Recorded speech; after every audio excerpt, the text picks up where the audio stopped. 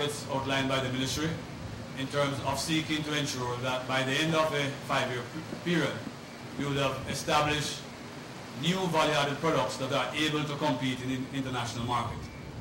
And what this will require is that we'd have to go to the Trinidad and Tobago public and to find a mechanism that would allow the public in general to draw on their creativity and the historic culinary capability of our people to develop new value-added products.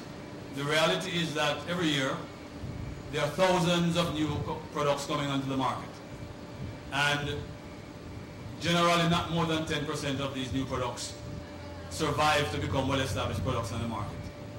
Therefore, for us to compete, and as I indicated earlier on, we are not a low-cost producer at this point, given our low productivity. It means that it's going to take our creative genius to develop the kind of new value-added products that can compete on the international market. And that means that we have to draw on each and every one of you. And now, in saying that, I also want to make the point that because we are now in a position to give you a range of processing services, it means that every one of you here today, and to those who are listening to us, has at his or her disposal a processing facility that is available to you. So that if this morning you have an idea, or you have a product that you've been sitting on for years and want to commercialize, but did not have the technical capability, did not have the financial resources to purchase the machinery and equipment, did not have the quality system that you need to have in order to meet market requirements, particularly export requirements, you can now tell yourself that you own a plant, that you can come to TTABA and say, I want you to produce this product on my behalf. And to give reality to that statement, when you walk through later the display, I want you to take specific cognizance of a company that we are now packing for, Caribbean Specialty Food. This is a company that has great ideas and some very interesting sauces which they have been seeking to market internationally. The challenge for them has always been that buyers look at the product and say, hey, these products are fantastic. But I want to know what volumes you can produce. And more importantly, I need to see your plant. And that has always been a major challenge for them. Last week, they happened to bring in, or perhaps met here, a potential buyer for one of the large food chains in the United States, whole food chain. And many of you, if you're aware of this, this is really an organic food store, a growing market. Previous to that, they would have been very timid, or in fact perhaps would have avoided meeting with such a buyer. But they were able to call me and said, listen, we have this buyer in, and we want our CEO, because as far as they're concerned, we are now the CEO of the processing company for this particular small enterprise. And we were able to sit with this buyer and to say that these small company of two persons with low financial resources now have at their disposal a plant that can meet international standard. And therefore they could speak to these persons with confidence, saying that, yes, if it is that you need a container of mixed fruit-based pepper sauce, that we indeed can supply it. And we said to the buyer, when you come back, because she was leaving the following day, we will be able to take you to the plant where this can be done. And so I'm saying to all of you that if you have similar capacity, similar intent and interest, that you can tell yourself this morning that you now have a plant that is in a position to produce on your behalf. Going forward, we will have continuing challenges. Over the years, we have had the difficulty of meeting the expectations of some of our members, particularly some of our farmer groups, where the expectation in terms of price have been a challenge. There have been areas where we have had disagreements with our farmers in terms of the price that we can afford to pay.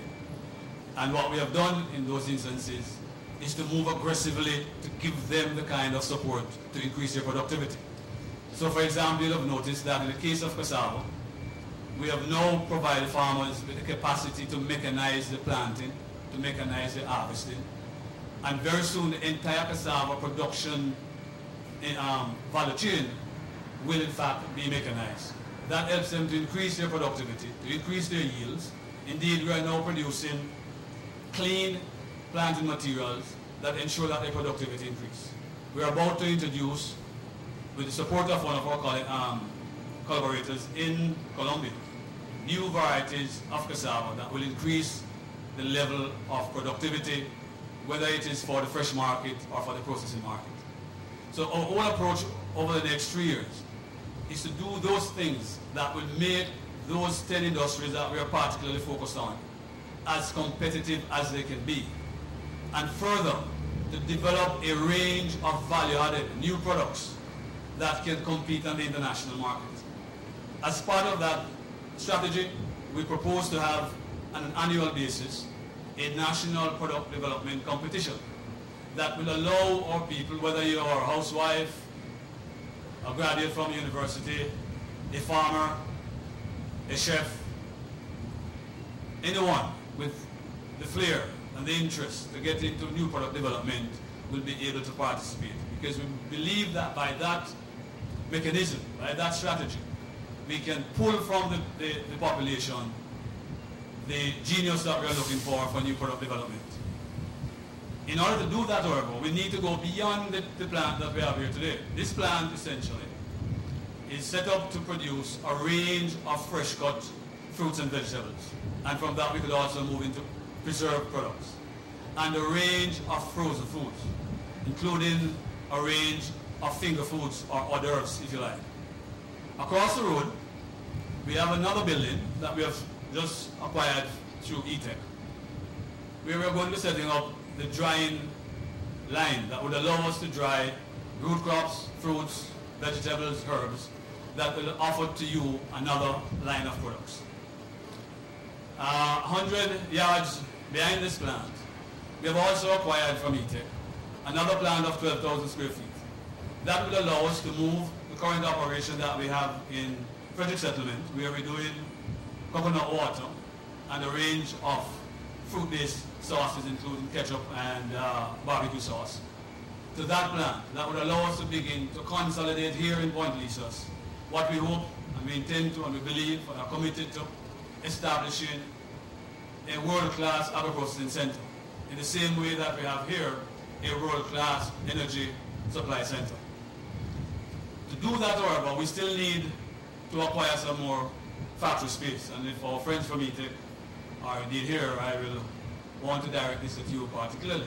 There's another plant that we're aware of that is, part of them, we're empty, and therefore we're not being greedy, just the fact that in order to deliver on the national objectives, we do need additional factory space. So we expect that by the end of 2012, that here in Point Lisas, you'll have state-of-the-art capability for processing fruits, vegetables, root crops, herbs, in any form, any technology that is required to meet international standards. There's a lot more that I could tell you about what we hope to do, but we will do that when we meet at the level of individual associations. And on that basis, I want to thank you very much and to say to you that we look forward to working with you in not only moving from agriculture to agribusiness, but in making Trinidad and Tobago a major player in the international food sector. Thank you, ladies and gentlemen.